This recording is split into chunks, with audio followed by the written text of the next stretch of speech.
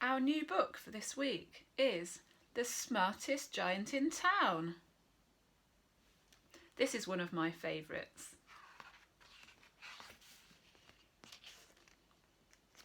George was a giant, the scruffiest giant in town. He always wore the same pair of old brown sandals and the same old patched up gown. I wish I wasn't the scruffiest giant in town, he said sadly. But one day, George noticed a new shop. It was full of smart clothes. So he bought a smart shirt, a smart pair of trousers, a smart belt, a smart stripy tie, some smart socks with diamonds up the sides, and a pair of smart shiny shoes. Now I'm the smartest giant in town, he said proudly. George left his clothes behind in the shop. He was about to go home when he heard a sound. On the pavement stood a giraffe who was sniffing sadly. "What's the matter?" said George. "It's my neck," said the giraffe. "It's so very long and so very cold. I wish I had a long warm scarf." "Cheer up," said George, and he took off his stripy tie. "It didn't match my socks anyway," he said, as he wrapped it round and round the giraffe's neck. It made a wonderful scarf. "Thank you," said the giraffe. As George strode towards home, he sang to himself, "My tie is a scarf for a cold giraffe, but look me up and down, I'm the smartest giant in town."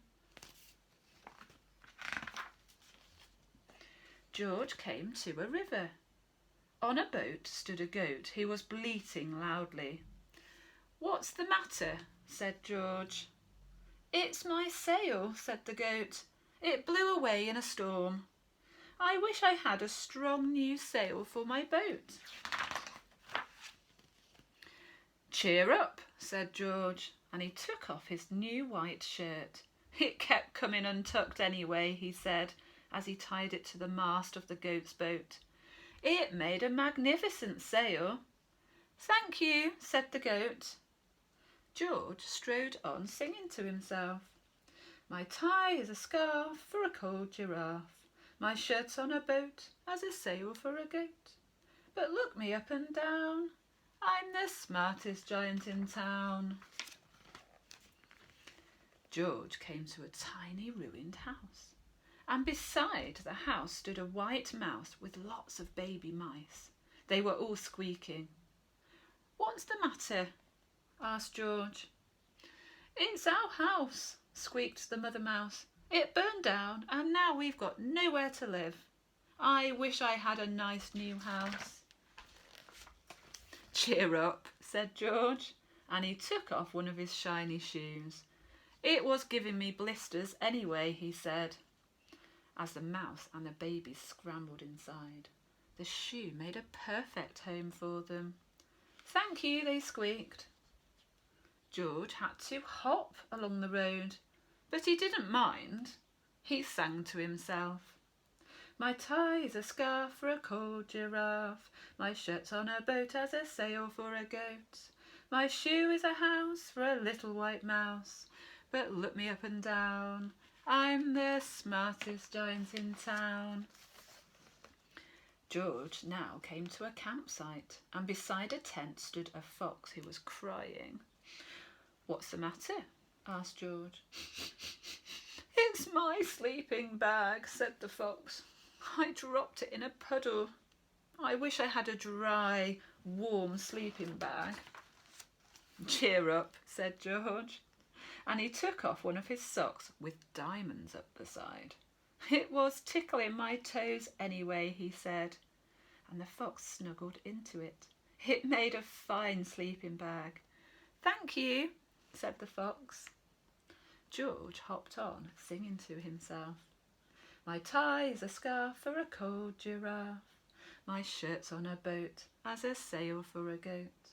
My shoe is a house for a little white mouse. One of my socks is a bed for a fox. But look me up and down, I'm the smartest giant in town. George came to a big, squelchy bog. Beside the bog stood a dog. He was howling. What's the matter? Asked George.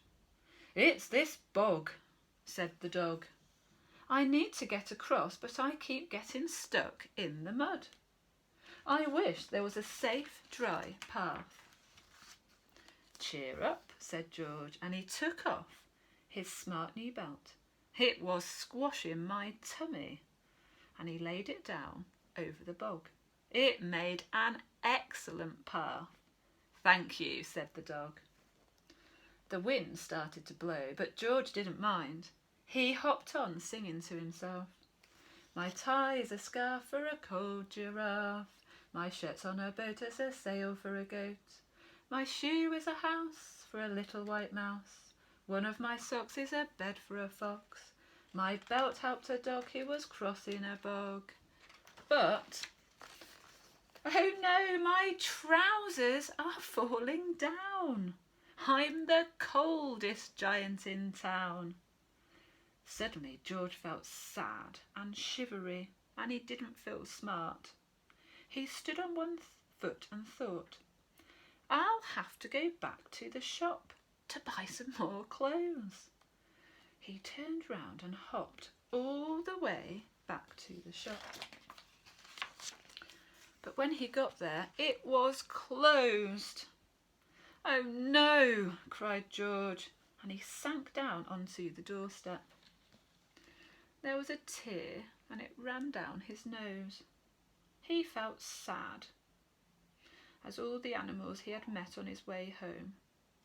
And then out of the corner of his eye he saw a bag with something familiar poking out of the top. George took a closer look. My gown, he yelled, my dear old gown and sandals. George put them on. They felt wonderfully comfortable. I'm the cosiest giant in town, he cried, and he danced back home along the road. Outside his front door stood all the animals he had helped. They were carrying an enormous present. Come on, George, they said, open it. George untied the ribbon, and inside was a beautiful gold paper crown and a card. Look inside the card, George, said the animals. George put the crown on his head and he opened the card, and inside it said, Your tie is a scarf for a cold giraffe. Your shirt's on a boat as a sail for a goat. Your shoe is a house for a little white mouse. One of your socks is a bed for a fox. Your belt helped a dog who was crossing a bog. So here is a very fine crown to go with the sandals and gown of the kindest giant in town. One of my favourite stories, because the giant was so kind, helping all the animals. Did you hear some rhyming words in the story? Perhaps you might like to listen to me again and pick out those rhyming words, because we're going to use these rhyming words in our literacy task this week. Hope you have a lovely week and enjoy the book. Bye.